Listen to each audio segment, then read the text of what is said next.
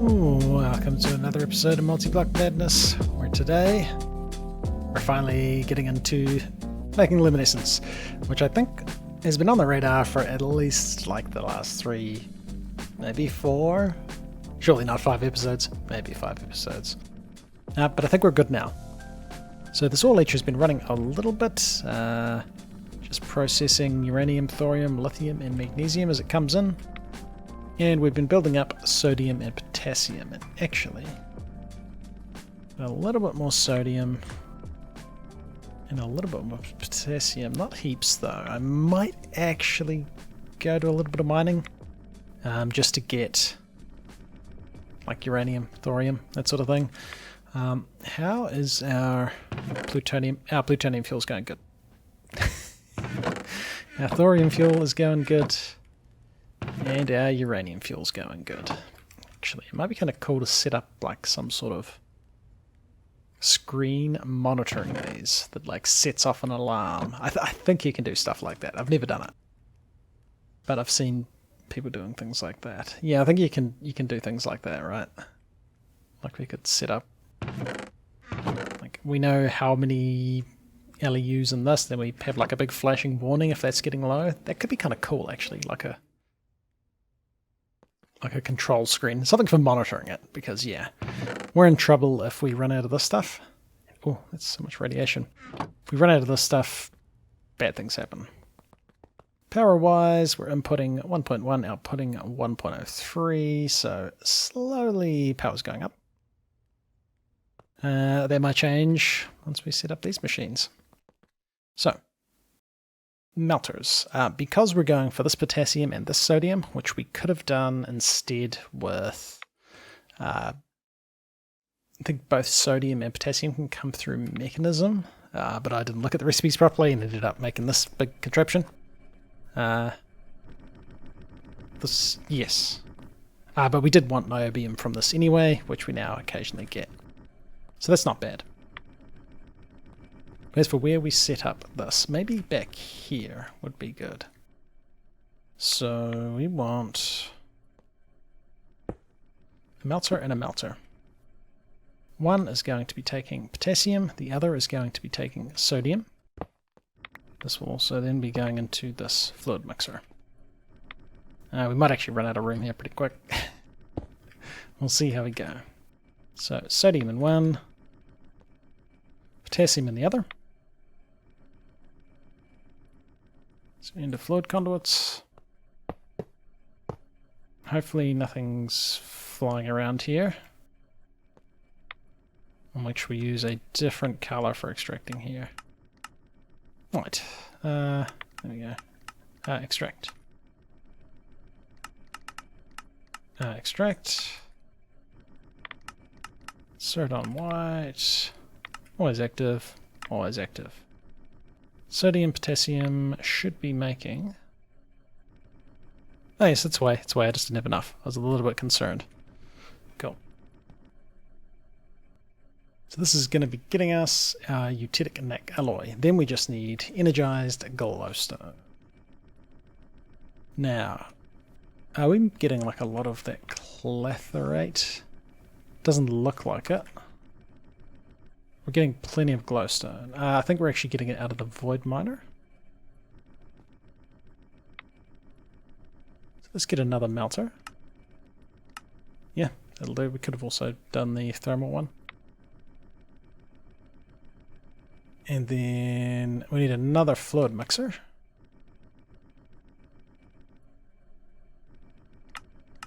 And that's going to be getting us our eutectic NAC glowstone mixture. Cool. And then we're going to use that in the vat with with glowstone nanoparticles probably, because are we getting this energized? We are. We should be doing it that way. So we grab our melter. We grab another mixer. And melter. I mean, yes, but you're not going to do that. You're going to take... Oh, you can't do that. Alright.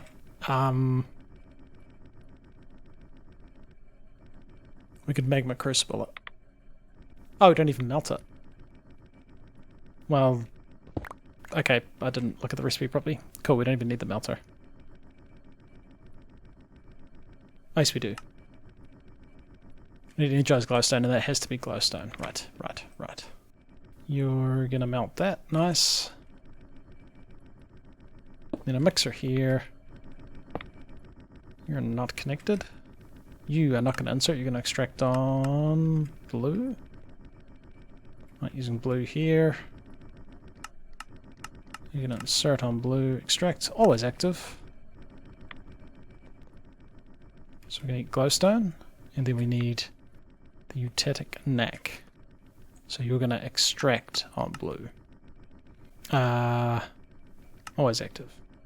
Eutectic knack, glowstone, becoming eutectic knack glowstone mixture. And then finally, that is going to go into a vat, which I thought I auto-crafted, but I obviously didn't. What are we crafting? No crafting job available. Float tank. Oh, we don't have float tanks. And okay, so the vat, you're going to live here. You need a capacitor. I actually don't know if I've got many capacitors. Can we get a crystalline one? Might be over the top. And also crafting a crystallizer because, yep, we are going to need that. The capacitor looks like he's doing alright. Cool, crystalline capacitor. Now, can we make you auto input from here? Pull? Nice, we can. That's handy. So we're getting eutectic knack glowstone mixture. And then you need like this. And what to make liquid sunshine? The radiant dust we're going to go with. So we've got a whole bunch of radiant crystals.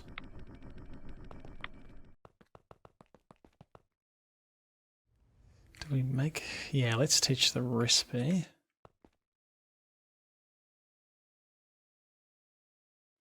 Oh, can we not just crush that into dust?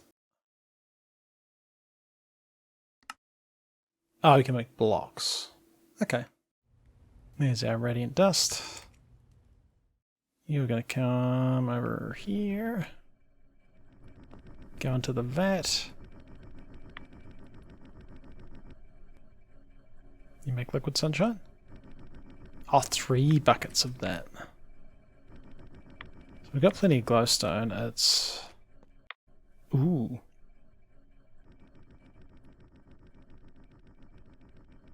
It's the potassium and the sodium. Which I might be running into this problem because I went this route instead of going the mechanism route, which we might have to. Well, I've been running around mining up a bunch of ore, and I gotta say, I think we're gonna have to go the mechanism route for both sodium and potassium. I've been checking stuff back in the system from the beneath, and we've still only got 9 potassium and 5 sodium, and I've sent back stacks of ore, so it's obviously a pretty low chance that you actually get stuff, which is a little bit concerning. I mean, he is processing, but it's not like we have a huge back stuff. I mean, maybe we got a bit of some of it. But we're not getting lots. So we might, yeah. Yeah. Issues, because it's sodium and potassium. We can do liquid sodium. And we can actually turn that into sodium ingots. Potassium, I think, can only come from Tech Reborn. Oh, here we go. So crushed carbonite, which comes from diorite, so we should have heaps of that. Right, that's how we can get potassium. I think that's going to be better than doing it this way. We can set up another fluid mixer that takes both of those outputs.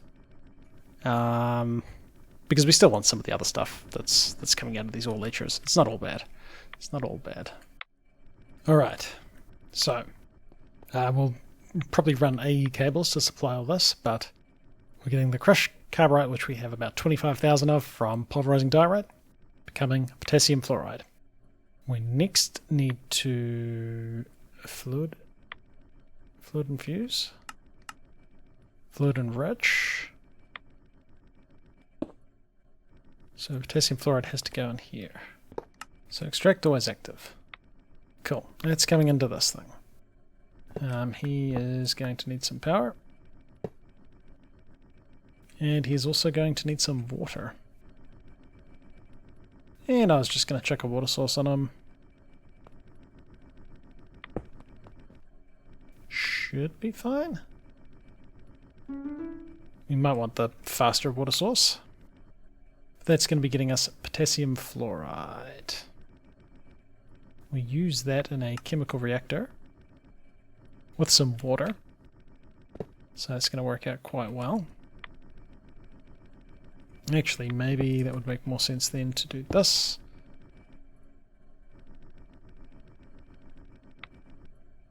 So yeah, chemical reactor. You'll get water from the side.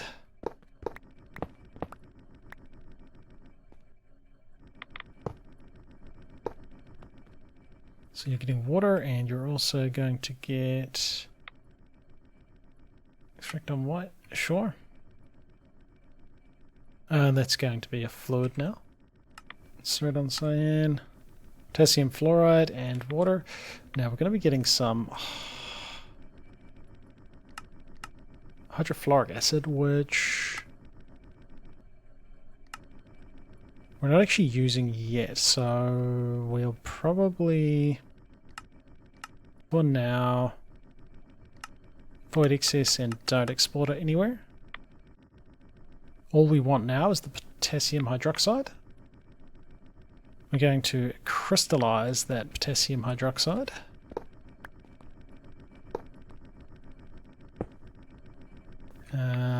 So extract on brown, straight on brown, always active, potassium hydroxide. That is going to become this potassium hydroxide. We then melt that.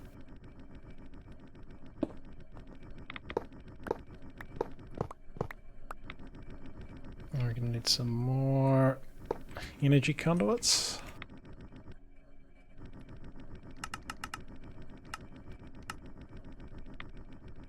So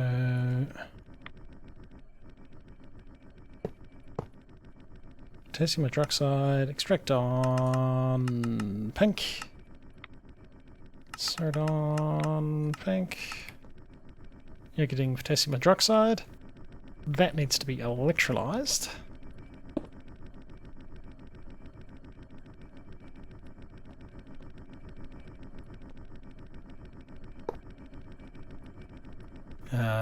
So this is going to be making the molten stuff. Oh, it's a pretty ugly cable. Fluid, you're going to extract on black, because we've used that for a while. Start on black, you're getting molten potassium hydroxide. It's going to be making water and oxygen, which we don't need, so we'll void these and not let them export anywhere. And so we'll just end up with the molten potassium. Yeah. And then I think we're done. And then that molten potassium just needs to go here. We just need to get that molten potassium into the sky. which we can do by running this cable.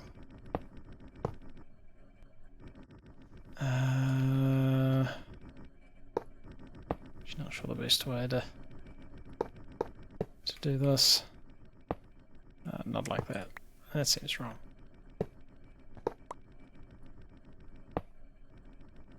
And you're going to insert on, it look like a yellow color.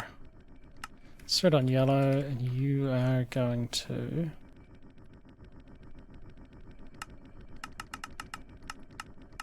extract on yellow. And you should be getting more molten potassium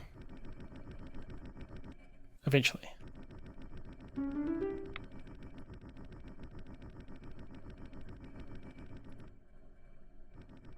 Nice.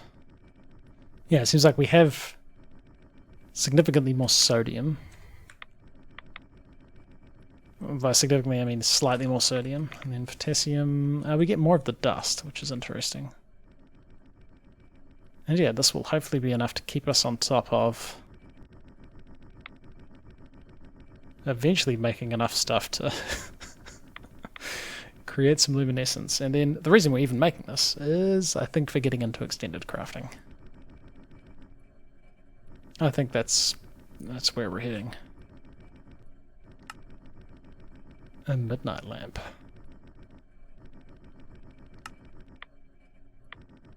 Generates infinite RF attack. Well, that is certainly a thing. That is how you make resonant cells. And we are now slowly draining power. That's just with a few speed upgrades in some of the machines. And hey, doesn't this look tidier? Still all facaded up nicely. I mean, obviously that's not the tidiest thing, but pretty good, pretty good. So we've got one luminescence. We did it. We did it. We've done one. The next thing we're going to be making looks like the bigger table. Shift right click on a Tinker's crafting station with a basic catalyst to start the chain. I see. Midnight ingots, midnight plates, which is midnight ingots, and luminescence. So we need 16 of these, excluding the midnight ingots, which we have 12 of. And I think we're kind of almost ready to start crafting these. Right, so things we don't have. Iridium we've got. Powered void crystals, that's not automated. Dragon scales, that's not bad to get actually. Atheum crystals, easy. And needs to be in the beneath, in the shadow condenser, yes. And Jewel of the Void, that was just something we need to automate. And I did see a comment from Pactiv, actually,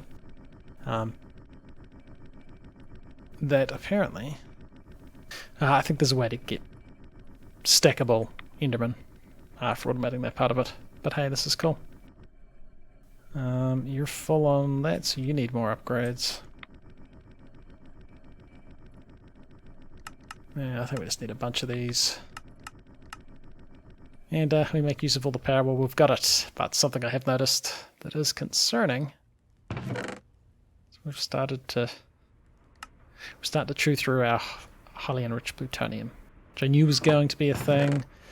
I think we're chewing through this faster than we're making it. I'm not sure about that actually. So we might need faster 235 and TBU reactors.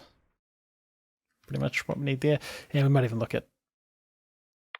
We could make them into breeder reactors, but they tend to make less power. If we just make them bigger. I don't know. But hey, we got this stuff. It's going pretty well. We now have 2. Yeah, I suspect... I mean, it's still potassium holding us up. We need to go faster. But of course, this is already using 28,000 RF attack. I was using 44, so we need to be a little bit careful. Oh, did we chew through all of that? No. Oh, it's the water's not fast enough. Well, we did think we might need the better water source. And we could, of course, do the interface and keep water in stock, which is probably a better way of doing that, but I've already got this thing here, so we'll just make a faster one. And automate putting in that carburet stuff. Sweet.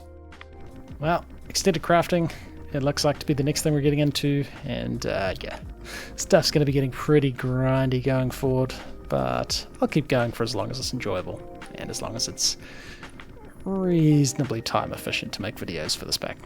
Hey, it's been ClassicDuff, thanks for watching, and I'll see you guys in the next one.